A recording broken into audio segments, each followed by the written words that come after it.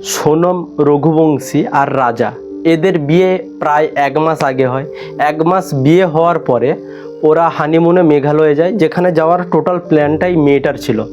যেখানে তার শাশুড়ি তাকে সোনার গয়না যা আছে না আছে ওগুলো নিয়ে যাওয়ার জন্য বারণ করে, তখন মেয়েটা প্রেসার করে ছেলেটাকে মানিয়ে গয়না টয়না সবই নিয়ে যায়। যাই হোক, তারপরে যেটা হয়, কয়েকদিন পর তারা গায়েব, তাদেরকে আর টোটালি খুঁজে পাওয়া যায় না।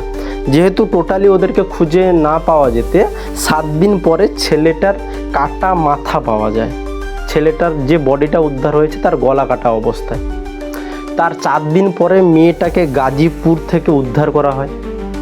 এবার যেহেতু মেয়েটাকে গাজীপুর থেকে উদ্ধার করা হয়, তো সেখানকার গাজীপুরের পুলিশ আর মেঘালয়ের পুলিশের মধ্যে যে ইনভেস্টিগেশন হওয়ার পরে আসে, পুলিশের অনুমান হচ্ছে মেয়েটাই হত্যা করেছে তার বয়ফ্রেন্ডের সাথে মিলে।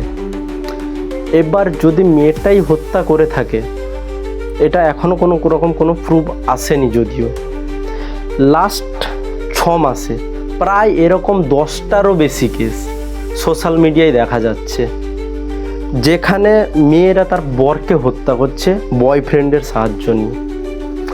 আরে বাবা, যদি তোমরা বিয়ে না করবে, বিয়ে না করার আগে লড়ো না, বিয়ে করার পরে কেন এরকম? বিয়ে করার পরে যদি এরকম করে, তাও কি মেয়েটা সুখী থাকতে পারবে, নাকি ওই পরিবার সুখী থাকতে পারবে? বিয়ে করার আগে ভাবো, বিয়ে করার পরে না।